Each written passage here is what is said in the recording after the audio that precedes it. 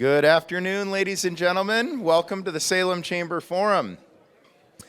I know a few of you are finishing up grabbing some lunches. We're very happy to have all of you here today. And with that, I'd like to kick off our meeting by introducing you to our president, Mr. Alan Rasmussen, with Will Scott Mobile Mini.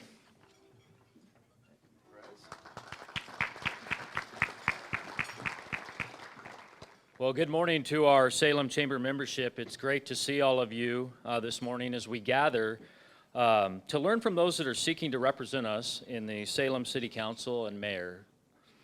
Today's luncheon sponsor is PGE, today represented by Salem Chamber Past President Wendy Belize. Our season-long presenting sponsors are partners at Hagen Hamilton Insurance Solutions, with Chris McLaren joining us here at the head table. At this time, would you please stand with me for a moment of reflection or prayer, and then followed by the presentation of our national anthem, performed today by Jackie Roche.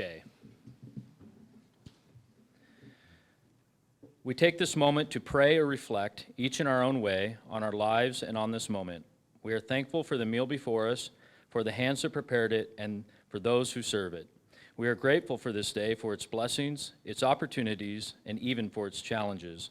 May we lend each other strength and guidance as fellow leaders within the Salem community. May we be deeply driven to give our best always, and be so courageous to rise to meet the challenges we face. Amen. Jackie, would you kindly perform our national anthem?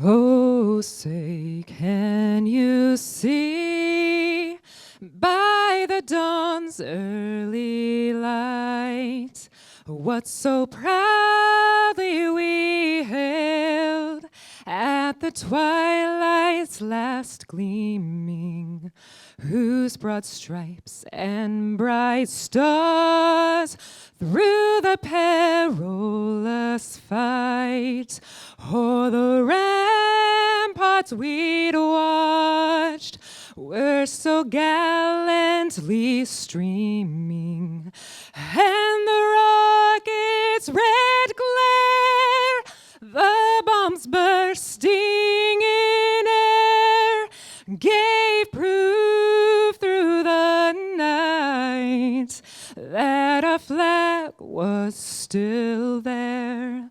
Oh, say does that star-spangled banner yet wave o'er the land of the free and the home of the brave?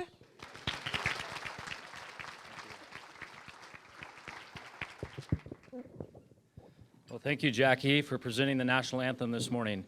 Jackie is the owner of Natural Cleaning of Oregon, a residential cleaning company. They take pride in bringing eco-friendly, professional-grade, plant-based products into their discipline, which spans over 20 years of house cleaning experience. Everything they do is safe for humans and the pets in your life, so check them out, Natural Cleaning of Oregon, on your rural local app. It is now my honor to introduce our dignitaries in attendance today. My colleagues on the board of directors, Connor Wrighton, Laura Dorn, Angela Williams, Ryan Dempster, Roger Hoy, Eric Templeton, Kathy Gordon, Mike Herron, Randy Sutton, and Katia Mendez. Thank you for being here.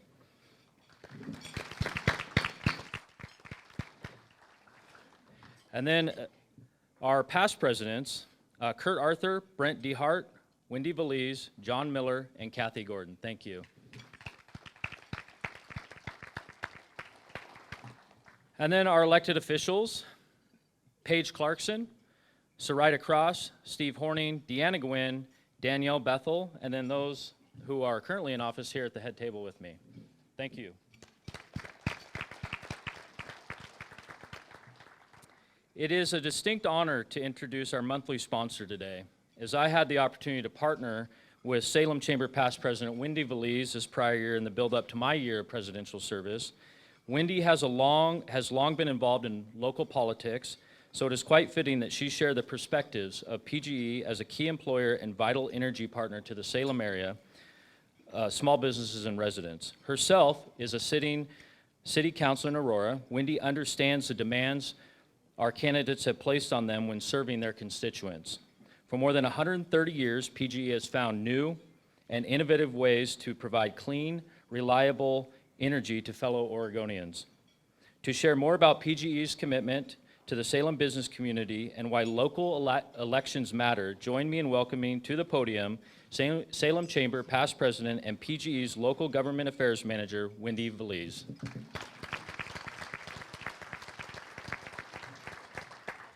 Thank you, Alan. I like to give him a hard time every time I see him, now that I'm no longer president. But good afternoon. I'm grateful for the opportunity to join today's forum, and on behalf of Portland General Electric, we're pleased to serve as today's sponsor.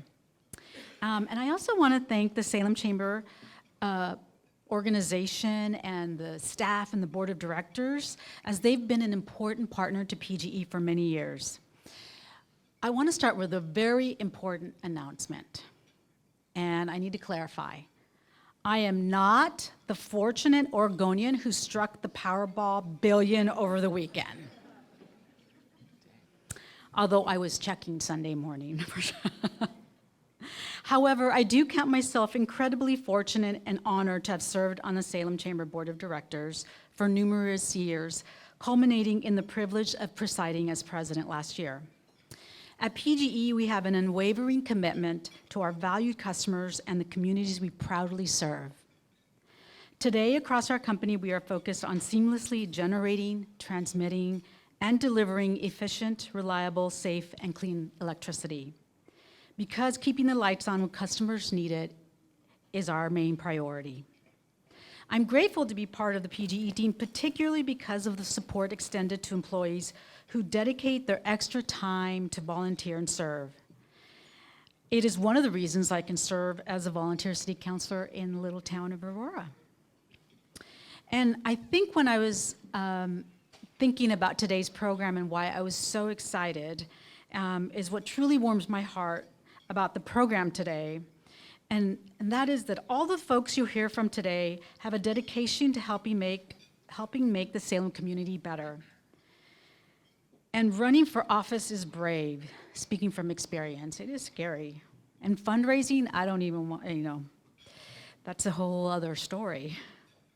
No, these folks are in it for the love of community, for the joy of seeing smiles wider than the expansive Crater Lake itself. So I want to end my brief comments today by saying thank you to our dedicated local leaders, past, present, and future, who bravely navigate difficult and complex issues with resilience and determination. Their dedication may not always grab headlines, but in the quiet strength of their actions is what truly shapes and makes Salem better. Thank you. And with that, before I have to introduce somebody else, with that, I'd love to welcome Chris McLaren to the podium. Thank you.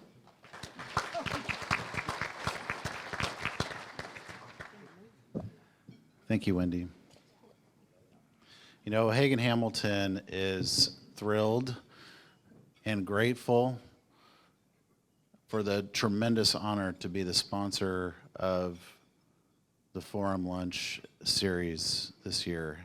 We've had a great time.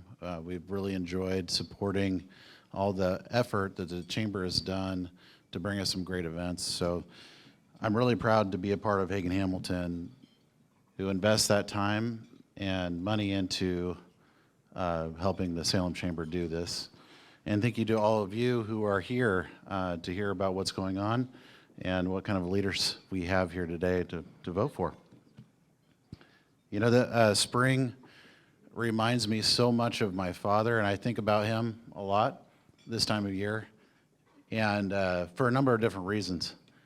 And one of the things that he was very passionate about was leadership. And a couple years before he passed, he gave me this book, Leadership Promises for Your Week by John Maxwell. And I thought it was fitting for me to read to you today what is in here, because we would talk about this a lot. Status quo is Latin for the mess we're in. Leaders see what is, but they also have a vision for what could be. They are never content with things as they are. To be leading, by definition, is to be in front, breaking new ground, conquering new worlds, moving away from the status quo.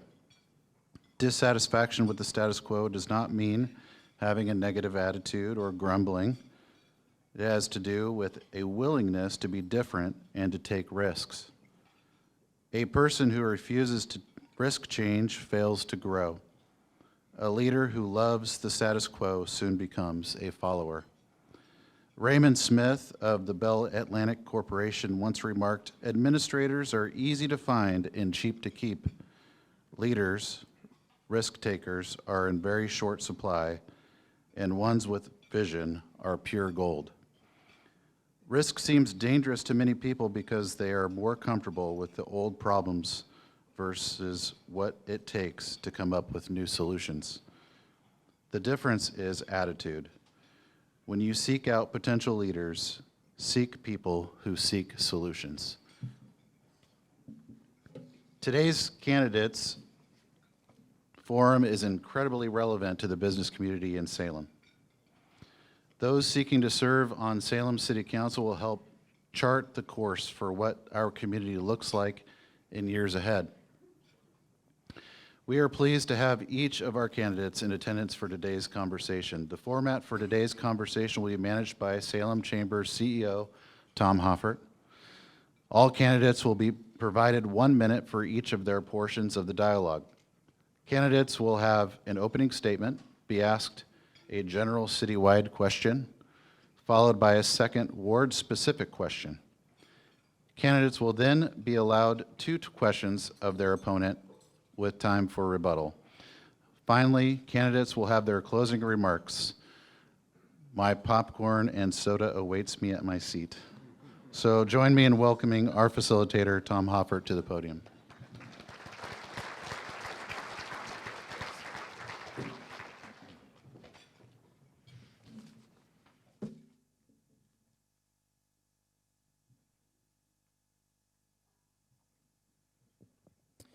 Well, good afternoon. It is great to have you all here. And I would start by letting you know the Salem Chamber works with elected officials each and every day. We are certainly neither a Republican nor Democrat organization, but we never compromise the values of what will affect small business and what is right for a healthy community. Each of these leaders is willing to step forward and do what most in this crowd are unwilling, and that is step forward into the public eye, be willing to take a lot of information in, and serve their city without $1 in a paycheck. I would ask that today we are respectful of each of these individuals, regardless of diversity of opinion, because every one of them deserves our respect for stepping forward, and I believe that very, very firmly, as does our board of directors. Our organization will remain committed to working in partnership with all elected officials for positive results in Salem. So I'd like to start by noting in Ward 1, both candidates, Paul Teagan and Celine Coleman, are conveniently traveling this week. Both are out of state, and this was known beforehand, and so it did not come as a surprise to us. They both were very open and transparent about that. You will be able to see the recaps of their positions in our candidates questionnaire, which will be published in the week ahead. Second of all, I'm going to introduce our visual timing device, and many of you have seen this before, but my fellow board member, Connor Wrighton, Connor, wave your hand. He has the lucky or unlucky duties of managing our clock today, a man with impeccable integrity. Connor, if you would show the 3 colors. Green means go ahead. Where all stations go, your time is not at risk. When you see the yellow, that will mean candidates, you have 30 seconds to conclude your comments. And red, we're going to ask that you respect that red means ending, and then I don't have to jump in and rudely interrupt people that are in public office. Nobody likes that. Lastly, I would invite the candidates to be very direct with their answers and very transparent. There is a lot of posturing that occurs in politics, and that your audience here today would love to hear the real truth, right from what you believe in and know is right for this city. And then we will, of course, encourage everybody to be voting this coming May for your city council candidates. With that, let's dive right in. I'm going to start with Mayor Chris Hoy on our opening 1-minute comments.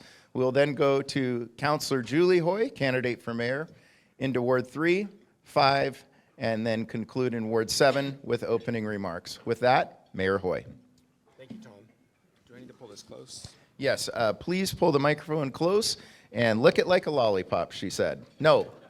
What'd you say? Ice cream cone. Lick it like an ice cream cone. Okay. Connor, I hope you haven't started my clock yet. Clock is not started. I see Thank no you. green. Thank you. I don't even know what to do with any of that. All right. Being the mayor of Salem is a big job. It takes skills, leadership, and experience. I bring those things to this race. I bring the experience of a fourth-generation Oregonian born to a single mother struggling with substance abuse, the experience of a child placed for adoption, the experience of a person raised in a working-class family on the Oregon coast, the experience of a son whose mother suffered from mental illness and who died while a patient at the state hospital. Excuse me. The experience of a 30-year law enforcement professional, the experience of a labor union local president, the experience of a person who has run a residential alcohol and drug treatment program, the experience of a Salem city councilor and council president, the experience of the vice chair of the Mid-Willamette Valley Homeless Alliance, the experience of the president of the Salem Housing Authority Board of Directors, the experience of a state representative, and now the experience of being mayor of Salem for the past 16 months, and we're just getting started. I believe in Salem, and I have a record of getting things done. Thank you for your time today. Thank you, Mayor Hoy. Candidate Julie Hoy. Thank you. My name is Julie Hoy. I've lived in the same house on Center Street with my husband for 32 years. I was elected to City Council almost 2 years ago. In one of my first meetings, I heard talk about the imposition of a payroll tax. I knew then I had to do more. I fought to take the matter to the voters, and the voters rejected the tax with a loud voice. The city of Salem needs a budget overhaul of sorts. We need to quit pitting police and fire against the library. We need to find a better way to pay for what the people want and what the people need, starting first with public safety. Thank you. Thank you, Candidate Hoy. We will now move to Shane Matthews, candidate in Ward 3. Hi, everyone. I usually start these out by talking about what's called couch complainers. And so for me, a couch complainer is a person that is in all our lives, the person that complains about the local, the state, and the national politics, but never actually gets involved. And the truth is, the fact that all of you are here today, paid $30 to be here just to hear us knuckleheads speak, says you guys can't be couch complainers, and that's what we need. I grew up here in Salem, and I have 3 kids, a 12-year-old, a 10-year-old, and an 8-year-old over at Crossler and over at Liberty. And I have a wife of 15 years who's a teacher at Parish Middle School. And over the last few years, I've just seen this community and the city start to erode. And ultimately, that's not acceptable. We all mostly agree on what the problems are, and we want solutions that really do address those problems and make a fix. And so all I'm looking for is to make things better for my kids who I've already done the math, and at the end of my term, my oldest will start making that decision whether she wants to stay here or not. And I want her to choose to stay here. So. Thank you, Candidate Matthews. And next we'll go to Candidate Nathan Stoltz. Hi, everyone. My name is Nathan Stoltz. I was born and raised in Medford. I'm the proud son of an immigrant from El Salvador.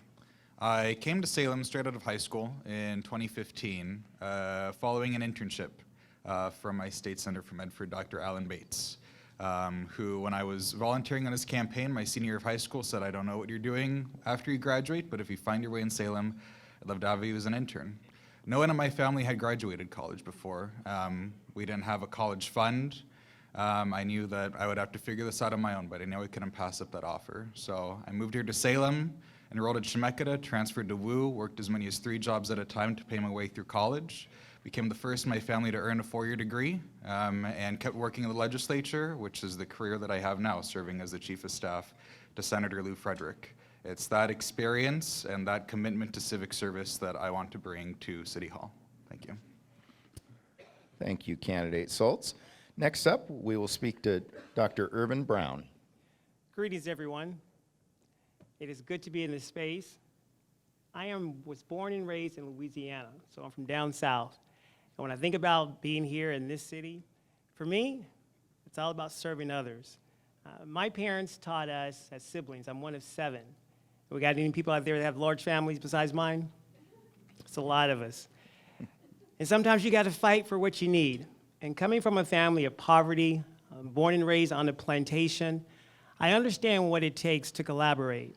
I understand what it takes to lean to the left and lean to the right and find some type of compromise in the middle. Being a part of this city, I find it as a privilege, but not just as a privilege, but it's about service. It's having the opportunity to give back. And as a state policy advisor, and as a veteran, as a neighbor to so many individuals, some in this room, I find it a pleasure to roll up my sleeves and get to work. So if you live in Ward 5, I need your vote. Thank you, Dr. Brown. And next up is Michael Hazelton. Hello, everyone. I'm a lifelong Oregonian. I'm a paralegal at the Oregon Department of Justice Trial Division. And while I can't discuss what I learn at work, I can tell you that, yes, Virginia, there is waste in government. There is inefficiency, and there are problems that aren't getting solved. And it's really not the employees. There's a lot of dedicated people at the state, and there's certainly a lot of dedicated people at the city. It's the system. The system doesn't work very well. And we need to fix it. We need to listen to the workers and solve the problems, and we're not seeing that in the city. I'm also on the board of the Northgate Neighborhood Association, and I'm the treasurer of the Oregon Paralegal Association. I know how to run a budget. I appreciate that there's a difference between the numbers in your spreadsheet and the money that you actually spend at the end of the year. And lastly, I also volunteer at the Marion County Fair, and I go to pretty much everything. I go to all sorts of events. I was at the Art Walk on Friday. I was at the library yesterday. I was at the Be Black Foundation's Black History Month, and see me around. Thank you. And thank you, Michael. And finishing out will be candidate Vanessa Nordyke. Good afternoon. My name is Vanessa Nordyke, and I was born and raised in Ward 7. I am so proud to call Salem my home. I am a career public servant. I spent 15 years at the Oregon Department of Justice, mostly holding offenders accountable for crimes against children and others. I now run a nonprofit serving many children who have been abused and neglected, and it is an honor to continue my public service in a new way. I am running unopposed, and that is not due to luck. I attribute it to 3 reasons. 1, I have a pragmatic voting record, and it speaks for itself. 2, I work across the aisle. I believe bipartisanship is not dead, and we can agree to disagree in order to reach common ground. And 3rd, I meet people where they are. I meet business leaders where they are. I visit the different homeless camps. I volunteered at 3 different homeless shelters in town. I want to meet people in my ward, and I'm very engaged, and I'm one of the most visible members of council because I believe that that matters. Thank you. Thank you, Councilor Nordyke. Okay, we have learned a little bit about our candidates, and we will now go into our first question that will be asked to the candidates. The order in which we will go, we'll start with Soltz, Matthews, Hazelton, Brown, Nordyke, Julie Hoy, and Chris Hoy. Question number 1, and if you turn your, those candidates want to turn to the second page, you can have these questions so I don't have to read it more than one time. Currently, the most spoken about city discussion is on the Salem city budget and its future trajectory. In a quick and direct answer, do you feel the city has a revenue problem, a priorities problem, a spending problem, or a combination of 2 or more? And here is where we will ask you to expand. If you believe there is a revenue problem, what specific revenue-generating activities and initiatives do you advocate for? Conversely, If you believe the city has a priorities or spending problem, what reprioritization or expenditure changes would you advocate for? Again, we will start with candidate Nathan Solz. Thank you. First and foremost, I believe we have a revenue problem. When you're in a position where you can take all of the revenue that the city generates, cut everything except for police and fire, which are already at critical levels, and still only make up 77% of the current service level, you have a revenue problem. The biggest solution to that, I think, has to come from state dollars. It's unacceptable that the state has almost $2 billion of property in the city that they don't pay any property tax on. I'm a strong advocate for payment in lieu of taxes.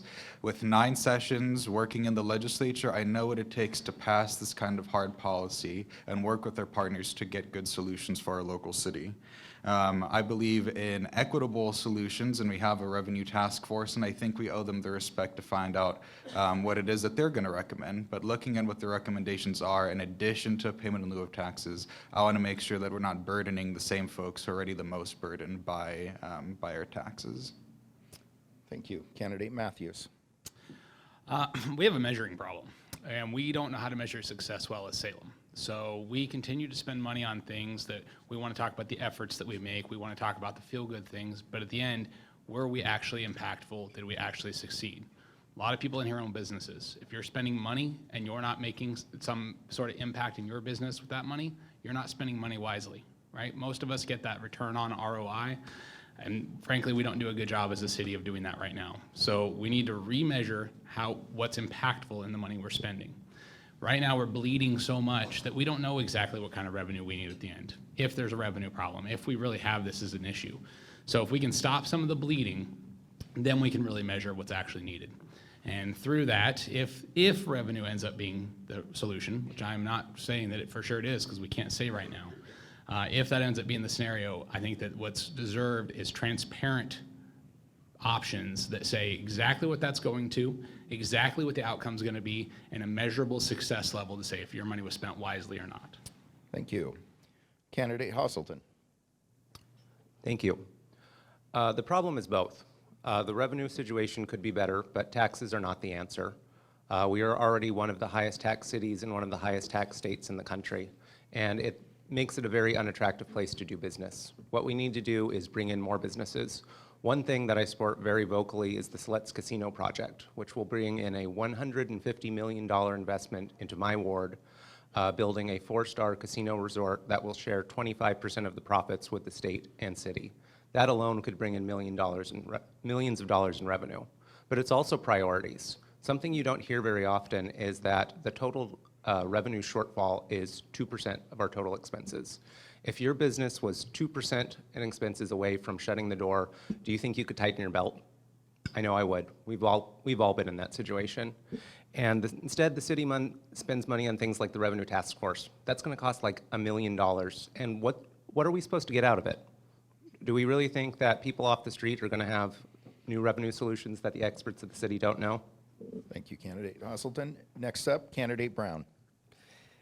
So here in Salem, there are a couple of problems that we have. One of them is definitely a revenue, but it's also managing the money. Speaking as the chair for the budget team for the city, I find out that there's a couple things that we still have yet to unpack. One of those, living in this city, is that we have a tax structural problem. For those of us that's been around here, we know the system. We have some measures out there, 5 and 50. And we have a kicker, there's millions of dollars just sitting right there. And so when you think about the tax system that we currently have, we have a general fund. And for those of us that pay taxes and have our mortgages, there's not enough money to go into that general fund. And so we have a system that's out of balance. So how do we change that? How do we get it back to balance? So speaking as a past legislative director and as a policy advisor, it takes people that are going to be at the left and at the right finding some type of compromise in the middle. Knowing I have the capability and knowing how to collaborate, we have to have all voices at the table. I'm looking at some people in here right now. I'm going to call on one, Commissioner Bethel.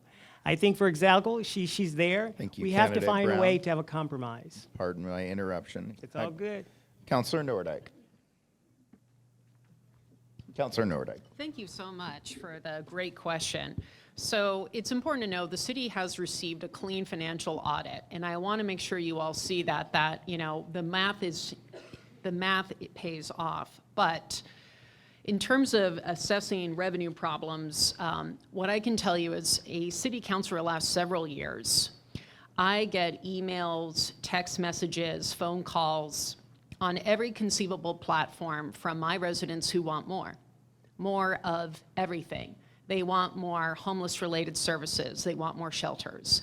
They want more park patrols. They want more public safety officers. They want a fire department that can respond to calls quickly. They want more of everything, more park rangers, more code compliance officers, more garbage cleanup, and those things are not free.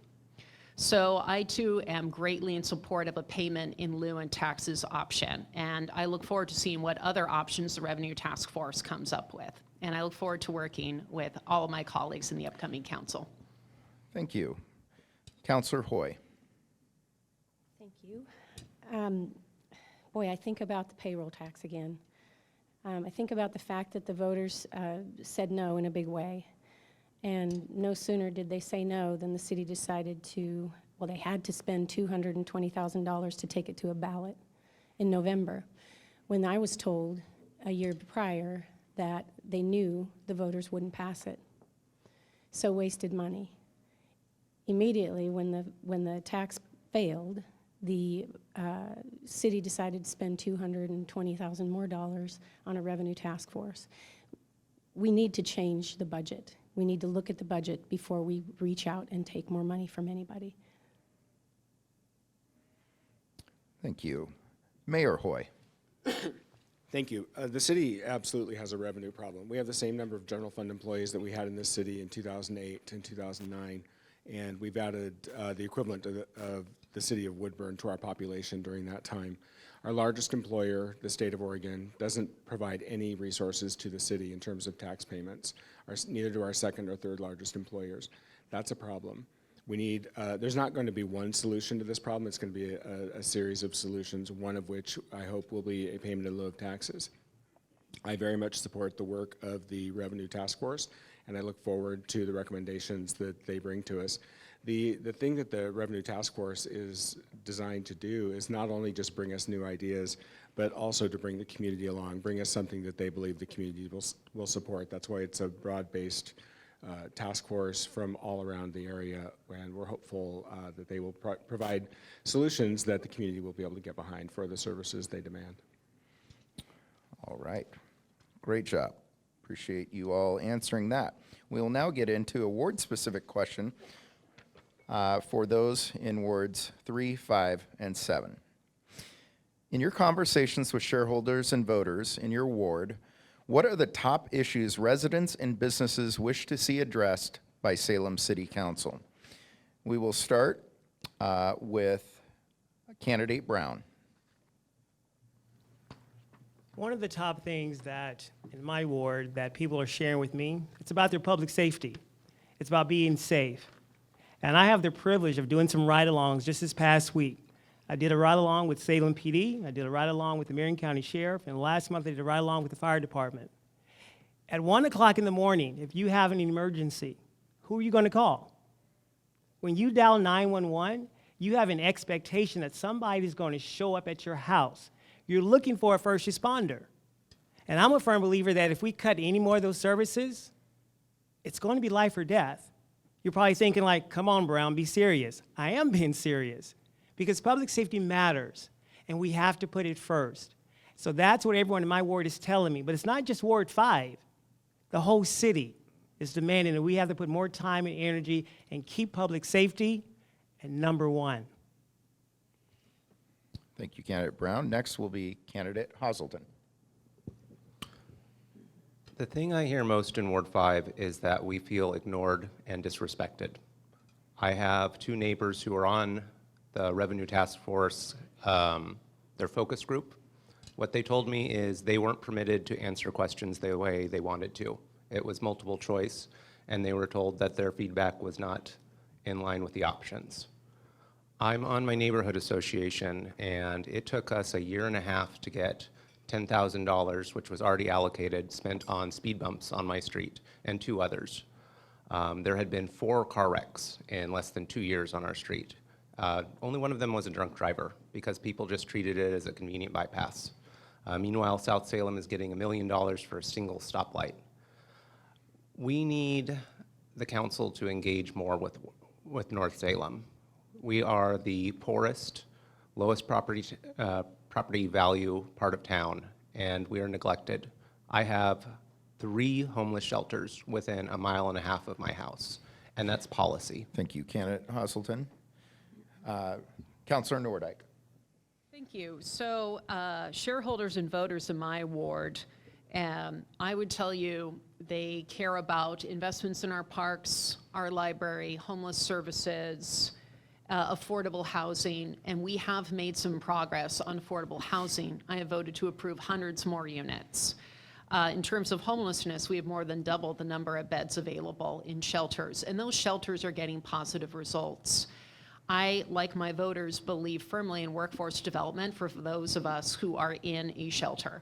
If you are in a shelter and have the capacity to work, I want to connect you with those services so that you can lift yourself up. So my voters want to see livability, and they want to see city services that can provide that level of livability that they've come to expect. Thank you. Candidate Matthews. I disagree that at this point that our problems are ward specific anymore. We have city problems, and it's affecting all of us. There's nothing, just one thing in my ward that all of a sudden just affects my ward. It affects our whole city, and I have 5 pillars of what I run on. I run on crime, to reduce crime. I run on reducing homelessness. I run on efficient spending. I run on supporting local business and creating local jobs. And that's what every ward should be talking about, and that's what every ward is talking about. That's what matters to our constituents. That's what matters to our citizens. That's what matters to our people. And that's what we need in this city right now. And there's a lot of deflection away from those things. There's a lot of things that we want to talk about that aren't those things, but ultimately, those are what impacting every one of you, me, everybody that's up here, that's in this room today. And if we can focus on those things, we can make real progress. Thank you, candidate Soltz. Yeah, thank you for the question. I've served on my neighborhood association, the Morningside Neighborhood Association, for years now, and I'm proud to currently serve as our board secretary. So we hear all the time from folks who have, you only hear from people when there's something wrong. You never hear just coming to say good job. And I think the most critical thing for a counselor is knowing what their constituents, the folks and the businesses in their district, need specifically for them. That's your job, to be the cheerleader for your constituents. The 2 things that we hear the most are easily about houselessness and also about protecting natural spaces.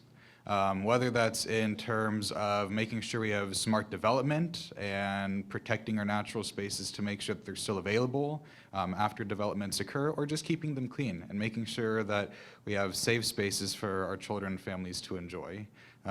In Morningside and in the southeast area of the city that I would represent, those are the 2 things we hear the most about. Thank you. I appreciate that. Ward candidates, this question is now for our mayoral candidates, and we will start with Mayor Hoy and follow that with Councillor Julie Hoy. The position of mayor serves as a collective voice within the community. Describe a City of Salem effort or initiative you are proud to have led or participated in that has brought notable economic or community building impact back to the residents and businesses of Salem. Thank you, Tom, for that question. There are a couple of things I could pick from, but I think I'm going to choose commercial passenger air service. That was an initiative that I took up with the Chamber, with Travel Salem, with Fly Salem, and frankly, our airport, when we started this endeavor, was a place that time forgot. It was kind of withering on the vine, unfortunately, due to lack of attention. But we worked together and brought commercial passenger air service back to our airport. It's been very successful. It's expanded. They've expanded the number of routes, and they've expanded the destinations. And I'm very, very proud to have brought that back. And I'm really excited about what it's going to do for our economy. Thank you, Mayor. Councillor Hoy. Thank you. Again, the payroll tax. That's the thing I'm most proud of, that I didn't just sit there or rubber stamp or say, yes, I knew it was wrong and I did something about it. I'm very proud about that, and I think it's had a huge economic impact for not only the residents of Salem, but those who work in Salem and may live someplace else. As to my ward, if I may, I've brought my lived experience from Ward 6, a ward, 22,000 people in the least amount of space. Of those 22,000 people, less than 2,000 vote. I feel that our ward is terribly underrepresented, and as mayor, I want to bring them into the family, as well as Ward 5. We all deserve better, so thank you. Thank you, Councillor Hoy. The next is a little bit more fun. We're going to allow the candidates to ask one of two questions to their opponent. As a reminder, your question needs to be eventually leading to a question. So we're limiting you to 15 seconds. Your opponent is going to have 1 minute to answer, and then you will be provided, if you would like it, a 30-second rebuttal. The 30-second rebuttal does not need to be taken if you do not feel so. We are going to start this process. It's going to start out with candidate Stoltz for his opponent, candidate Matthews. So, Shane, I've heard you say that we need objective standards to evaluate the city's projects, and I've also heard you say that the city's approach to homelessness isn't working, but all the data show that, yeah, there's more work to do, but we are, in fact, making progress. So what would you suggest we do instead if what the city's doing is not working? Yeah, so when we talk about the homeless effort, you have to kind of understand from the very beginning what method we currently use. So we currently use a housing first method. The method implies that the reason a person is homeless is because they're lacking a home. It's the definition, right? Seems obvious. So if we provide them a home, all of a sudden we've solved their houselessness. Problem is, most of us in this room know that that's not exactly the reality. The reality is that most homelessness is caused by a mental health issue, an addiction, a trauma in their past, something of legitimacy that's causing this. It's cause and effect. It's really simple. So right now, our whole mentality of we're going to provide you a house and then fingers crossed that works. It doesn't. It creates a cycle. Tent to micro shelter to apartment and back to tent. And that's what you're seeing. That's not going to work. We need a first is first approach. We're going to work with you on your primary issue with some expectations, with some accountability that yes, we will provide you some housing during this time, but it is with the expectation that you are working on this primary issue that's causing your houselessness. It's red light. Thank you, Matthews. Candidate Stoltz, a 30-second rebuttal. I would just say that I do support a housing first model, and the housing first model is not about identifying problems, it's about identifying the solution, that recognizing that whatever the reason that they're in that situation is, that we cannot help them address their mental health issues, address their addiction if they don't have a safe place to call home, a door they can lock behind themselves at night or when they go get the services that they need. We have the research to show that, and just on a human level, we know that if you are not secure in your property and in your personal self at night and when you leave for the day, you cannot address the other issues you have to address. Thank you. Candidate Matthews, your question for candidate Stoltz. All right, so as you mentioned, you are the Chief of Staff for Portland Senator Lou Frederick. He has supported and donated to your campaign. He was a vocal supporter of Measure 110 and voted against the recent legislation to recriminalize hard street drugs. Do you support 110, and did you support the recent legislation to recriminalize drugs? First, I'll say I'm very proud of the work that I've done for Senator Frederick, and I think he represents his constituents very well. I'm not running to represent my senator's district. I'm running to represent the citizens in Ward 3. On 110 specifically, I did vote for it. I did vote for it when it was on the ballot, as did most Oregonians. But Measure 110 presumed that we had a system set up where folks would be able to get the treatment that they needed. It presumed that we already had those services and that we were ready to go on day one. That presumption was wrong. We did not have those services, so it already set us up for a failed system. I don't think that criminalizing addiction is the right approach. I do think there have to be consequences when it threatens public safety. I don't know what the future holds now that we've repealed 110, but I don't think that just doing that and still not having the services set up to make sure that folks actually get the help they need, I don't think that that's the right approach to do. We need to make sure we have those services before we do anything about criminalization. Thank you. 30-second rebuttal. I don't see it. This is really frustrating for me because everyone in this room right now has seen the drug addiction on our streets. It is killing our entire community. It's killing our young people. It's killing everyone. I was in a meeting the other day with the superintendent for a school district, and she said, if you have a kid in the school district, you should have Narcan on site at your home. If our superintendent's having to say that, we've got a huge problem. So clearly 110 didn't work because it just got worse and worse and worse. And yeah, ultimately, we are at a place now where recriminalization. Thank you, candidate Matthews. My apologies again. No. Everybody know I hate to do that, but okay. I do not. Candidate, the mayor giving me barbs here. Candidate Hazelton, your question for candidate Brown. Dr. Brown, you were closely involved with the payroll tax implementation and Save Salem PAC.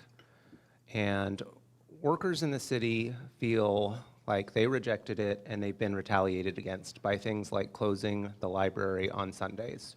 If elected, what will you do to restore faith that our government isn't trying to just collect rent off of our people to fund whatever it wants? Good question. So for me, there is no form of retaliation. When I think back on last year about Save Salem and payroll tax, there were a lot of things that we could have done differently and we could have done better. But I do not apologize. At the end of the day, when we think about that particular tax, we are now having a conversation about it with you and also with the governor. So when I think back on what we proposed last year, we said that we were going to have to cut the library. We said that we were going to have to cut positions, police and first responders. We said all those things. And now, unfortunately, now we have to do it. And so when I think back on what we said last year, we're here once again, rolling up our sleeves because we got to find a way to make sure we don't have to cut anymore. So what we said last year is actually happening.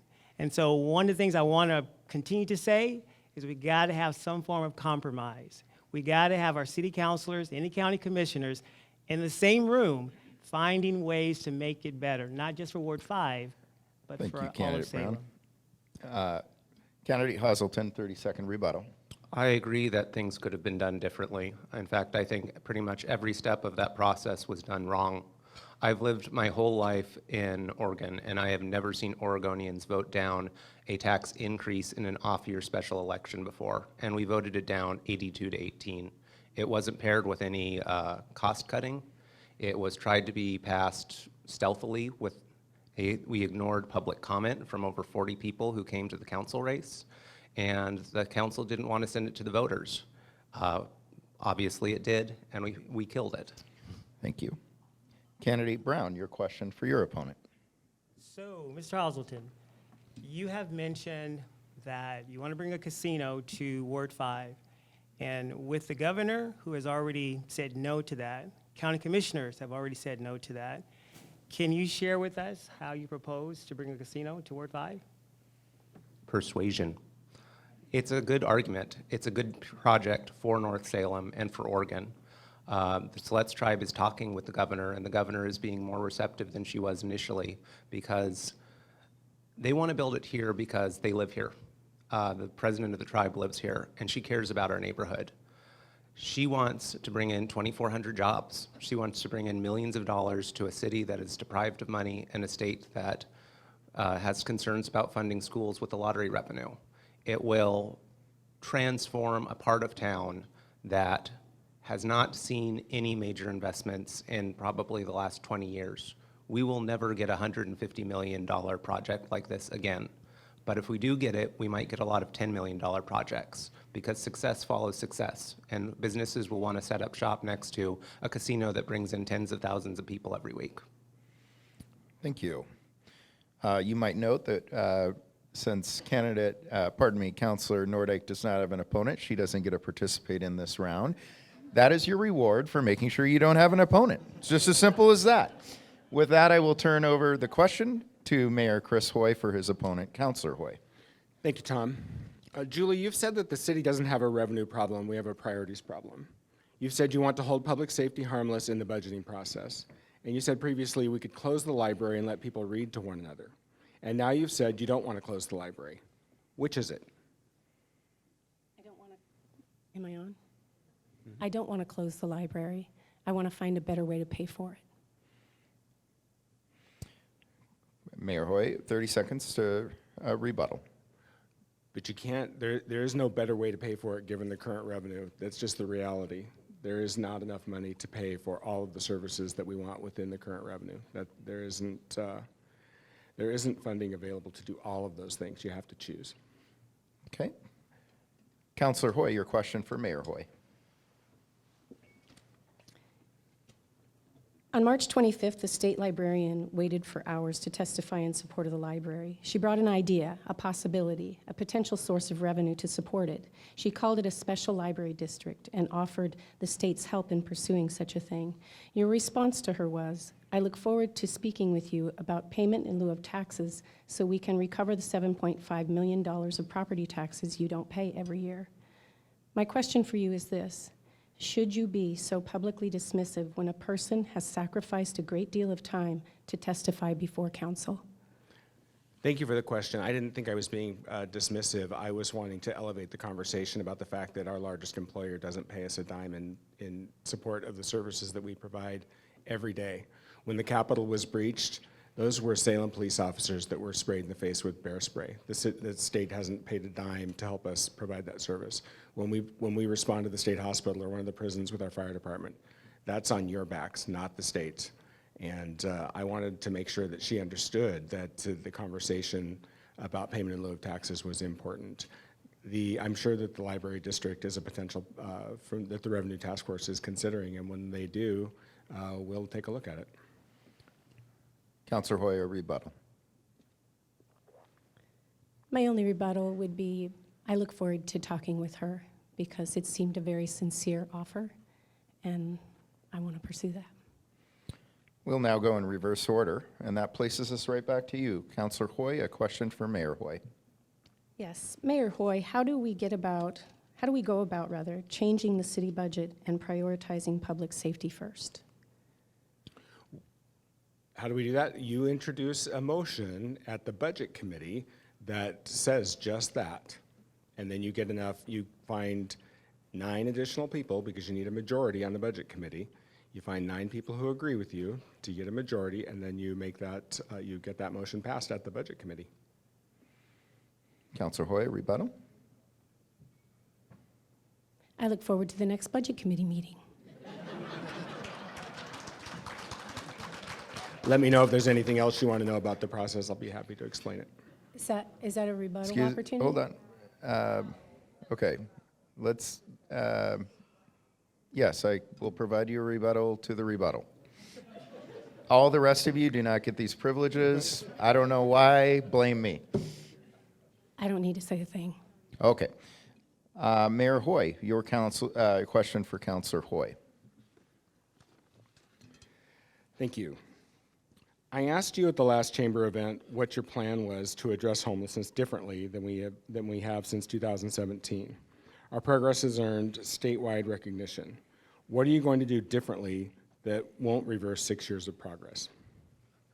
$20 million was spent last year on homelessness in Salem, and the problem is worse.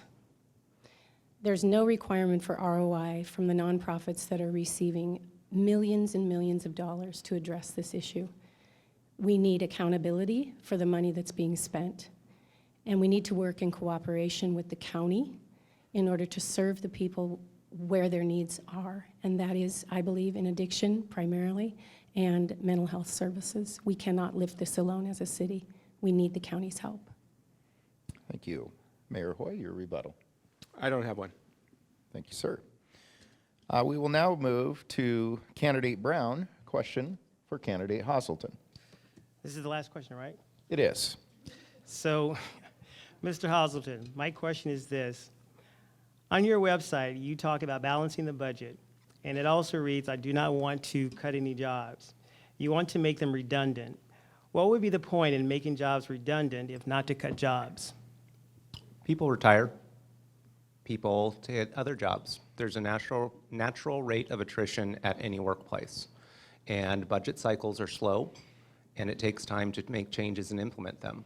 I believe if we make a more efficient government with less waste and less useless projects, less throwing money on things that nobody really needs, that over time we will do what most workplaces have done over the last 20 years, do more work with less people.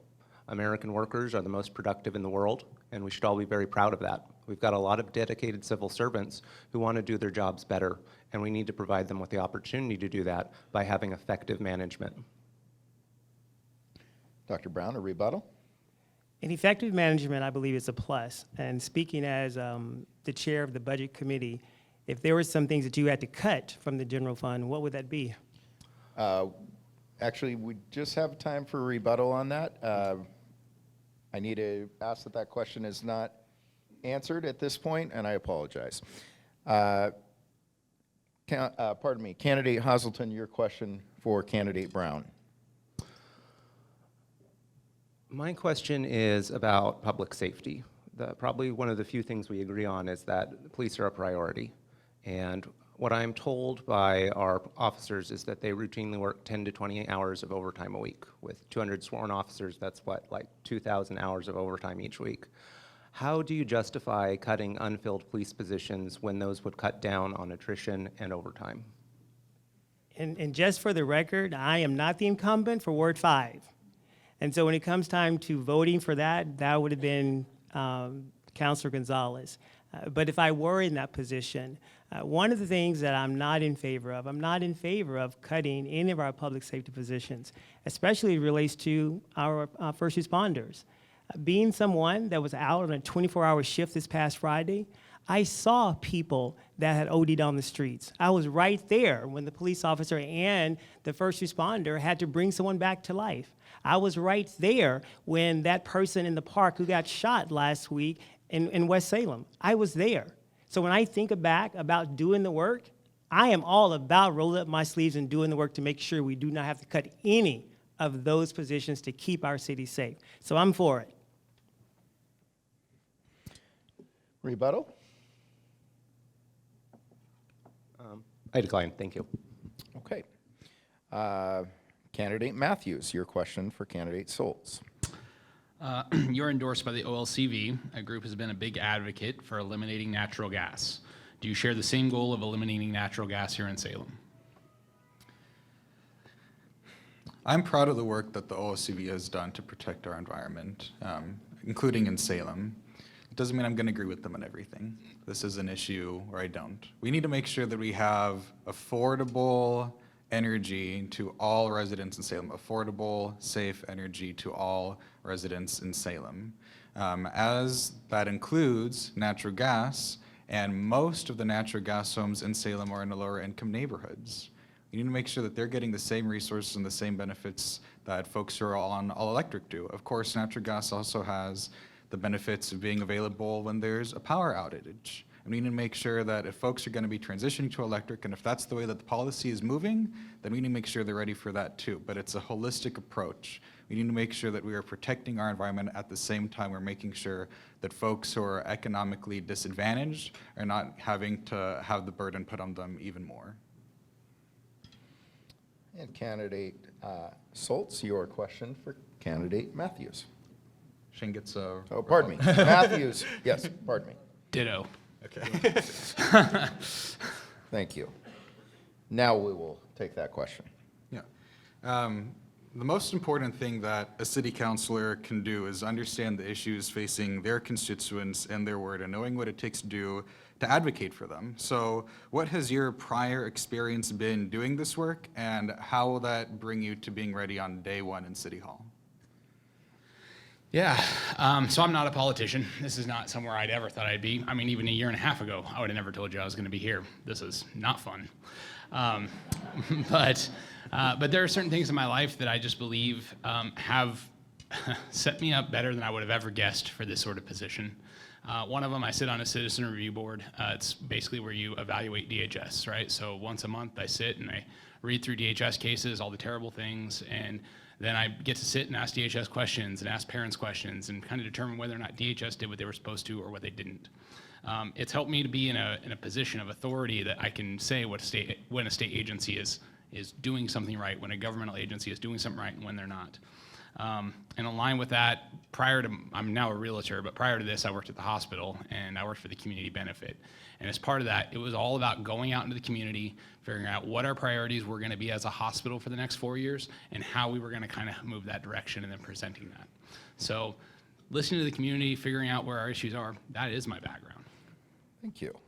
And Candidate Schultz, your rebuttal. Believe it or not, I also never planned on running for office. I believe strongly in the importance of policy work, though, and serving constituents. It's why I love the work that I've been doing. Started as an intern, worked as many as 3 jobs at a time to make sure that I could keep doing that kind of internship and that work in our legislature.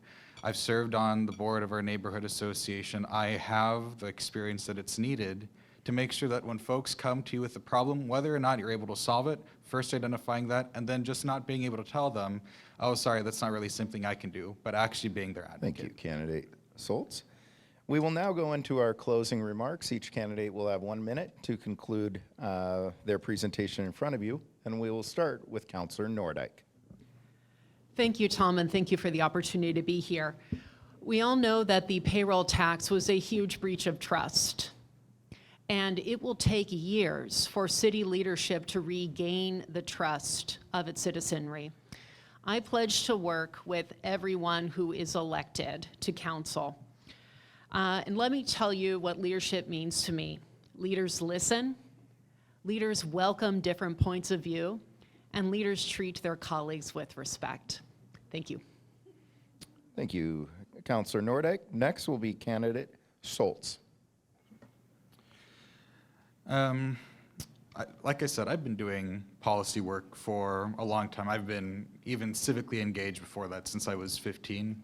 The best birthday present I got was when I got to cast my first ballot the day I turned 18. Voted every election since then. And I'm proud of the partners that I've gained along the way from doing this work. Folks who have endorsed me, from Congresswoman Salinas to Representative Paul Evans, from Councillor Phillips to our Attorney General Ellen Rosenblum. People who have seen the work that I do and the skills that I have to make sure that I deliver for the folks who need help the most. I know the importance of working with folks who disagree. That respectful disagreement can be some of the most valuable conversations you can have, and that need for centering collaboration and the work of the City Council to keep our city moving forward. We're not going to be able to do this alone, and that experience and those skills, that's what I want to bring to City Hall. You can find out more at nathanforsalem.com. Thanks. Don't forget your plugs, that's correct. Candidate Matthews. I'm fortunate in the fact that I've lived a lot of different lives in this community. So I've lived as an at-risk kid. I've lived as a young married man on public assistance. I've lived as a dad trying to pay his mortgage. And I've lived as a business owner that can afford to give back. And that different hats that I've worn really has prepared me well to represent multiple different groups that not everyone has that ability to say. But I'm kind of scrapping that last part of this because something's really come clear to me through this entire forum here today. And that's that there are really 2 types of candidates up here. And one set of candidates believe that their boss is the citizen. I'm a public servant. That's what I'm running for here. I'm running for you to be my boss. And that's it. There's a secondary type of candidate that says that the city is the boss, that the city decides what should happen. They know more, they're more informed, and you should follow along. I'm not that candidate. So if that's what you're looking for, don't vote for me. Secondarily, you won't see a single politician endorse my thing because I'm not a politician. Thank you, Candidate Matthews. My apologies again. Candidate Hazelton. Thank you. The city is often saying that we just don't have the money for it, but it's a matter of political will. When it wants the money, it finds a way. With the present budget, we added 2 new assistant city managers, a new management level person to manage the Gary Frank Amphitheater, and a DEI director, which was approved mid-year when we got rid of unfilled police positions. The total salaries for them is $500,000. That could have paid for 9 librarians. We need a council of people who are reasonable and have long-term plans and accept the political reality that the taxpayers are not going to approve any new taxes anytime soon. We have to work within the confines of our budget, and I think it's achievable. Oh, and go to my website. It's michaelforsalem.org. Thank you. Candidate Brown. Thank you. When I think back on this city, there's a lot that we can do, and it's going to take a lot of work. And it won't just be work from the people that are up here, that'll be you sitting at the table. It'll be those individuals that are going to school right now. It'll be from our teachers. It'll be from our first responders. It'll be from that veteran. It'll be from that retired individual. It's going to take all of us. And when I think like what that's going to take, if you're on the left, if you're on the right, we have to find a happy medium. I'm a firm believer that when we sit here today, we can agree to disagree, but let's not be disagreeable. We have to find a way to work together. And I have a proven past to show what it takes to collaborate, what it takes to give in, what it takes to say, hey, I blew it, I messed up. How do we do this together? And I'm a firm believer that I know how to get that done in Ward 5 and also for the city of Salem. Thank you, Dr. Brown. Mayor Hoy. Thank you. We don't always agree. We sometimes have divergent opinions, but we do have in common is what we all want a Salem that we can be proud of, a Salem that is thriving and vibrant, and a Salem that shines. When we have worked together, we have accomplished great things. We worked together and passed a $300 million community livability and safety bond, and we brought back commercial passenger air service. Despite our disagreements, I think we can all agree that I always show up to the conversation, because being a leader is about bringing all the voices to the table and moving forward with what you believe is right, even when it is not popular. I've worked hard to bring adequate resources to Salem so we don't have to cut vital services that our community demands. Sowing doubt is not leadership. Voting no without an alternative is not leadership. Hope with no plan is not leadership. I've been your mayor for 16 months, and we are just getting started. We know we will not always agree, but you know I will show up and I will deliver. I'm asking for you to look at the greater good, and I'm asking for your vote. Thank you. Thank you, Mayor Hoy. And Councillor Hoy. Thank you for the opportunity to be here today. You know, a year ago, almost, the first budget book for the city was dropped down in front of me. I didn't know what to do with it. 460 pages or $757 million. I brought it to coffee with a friend. In the first 30 minutes, that friend found a $1 million error in that book. I was shocked at that and brought it back to council. It was corrected, and then dug a little deeper into that. $1 million error, what else is in the book? I don't know, and I can't just rubber stamp it and say yes. I believe Salem needs a leader with hope, and I have hope, and I have joy, and I have great interest in bringing Salem to a much better place.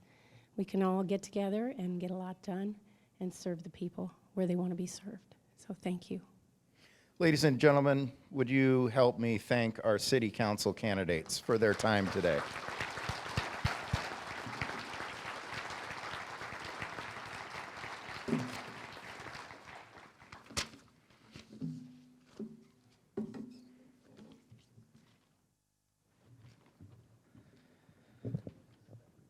Well, we wish to thank each of the individuals that are candidates for our city council and their time today.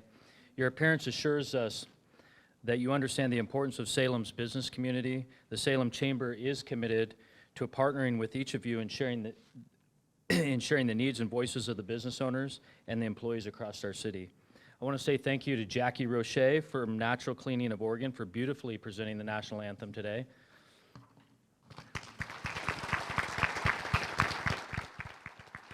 We wish to recognize our partners at Allied Video Productions, Capital Community Media, and the Salem Convention Center, who each showcase their talents and atmosphere monthly at our forum luncheons. To our Salem Chamber ambassadors and their Navy logo chamber jackets, we thank each of you for your work in welcoming our members to each of our events and programs. Your hospitality is appreciated. To my good friend Wendy Valise and the team at PGE, we thank you for your strategic support of the Salem Chamber and in sponsoring today's Forum Speaker Series Luncheon. It's a fun honor to see you in front of the constituents again, Wendy. Each month, the Forum Speaker Series Luncheon will be presented by our partners at the Hagen Hamilton Insurance Solutions. Thank you to the John family for your support and the Hagen Hamilton sales team starring Chris McLaren, TJ Sullivan, Chad Neal, and Matt. It's Huston, right? Houston. I got that one wrong. He's gonna get me. This Thursday, April 11th at 11:30 a.m., our Emerging Leaders Luncheon will feature Alex and Matthew Casebeer, generational family members at Capital Auto Group. The program is sponsored by Chemeketa Community College and will feature lunch by Matthew Miller Barbecue. The flavor is in the smoke. I gotta make sure I get that in for him. So book your seat at salemchamber.org. And then this Saturday night, we have a huge event the 73rd Annual First Citizens Award Banquet right upstairs in the Willamette Ballroom. Thank you to Mountain West Center for Community Excellence and Pioneer Trust Bank for serving as our presenting sponsors for the gala. Past President Laura Dorn and her committee have a tremendous evening of entertainment and music arranged for all of us to enjoy. This is a black tie encouraged event as we recognize Conrad Venti as our outstanding young professional, Barry Nelson and Kathy Gordon as our Distinguished Service Award recipients, and Sam Skillern as our 73rd First Citizen. You have 2 short days left to reserve your tickets. You can reserve those now at salemchamber.org. Then our Chamber businesswomen will meet on Tuesday, April 16th, 11:45 a.m. at Ross West Salem. Guests will network and hear a keynote from Katie Fallon entitled Finance 101, The Importance of Proactive Investing. The 2024 Business of the Year Awards celebration will occur on Monday, June 10th, 11:30 a.m. to 1:30, right here again at the Salem Convention Center. Nominations are being accepted through April 30th, so please take a moment to nominate a prolific company in this community who is worthy of significant recognition in making the Salem business ecosystem stronger. The Business of the Year Awards are presented by our friends at the Willamette Valley Bank. And then next month, please join us for our Forum Speakers Series event as we host an intriguing conversation with Northwest Natural Leadership entitled An Industry Under Siege, an intimate conversation with Northwest Natural's top 2 executive leaders as the natural gas industry continues to face increasing climate action pressures, and Salem Chamber members will hear directly from 2 voices tasked with economic and social viability. We will gather again here Monday, May 13th from 11:30 to 1, and registration now open at salemchamber.org. And then each day, we close with our flower centerpiece giveaway. The selected attendee to take home our floral centerpiece here in front of me, provided each month by our partners at Ross Fresh Markets. Today's winner is Lillian Stevenson of Berrien Concrete. So make sure you come get these beautiful flowers, Lillian. And then one more quick announcement. We have a special VIP birthday in attendance today. Our very own Dick Withnell decided to have a birthday lunch with a couple hundred of his closest friends today.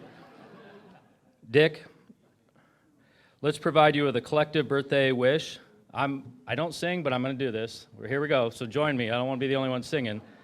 Here we go. Happy birthday to you. Happy birthday to you. Happy birthday, dear Dick. Happy birthday to you. He's got some great company there with him. Mr. Gene Derfler, a good friend. Good to see you, Gene.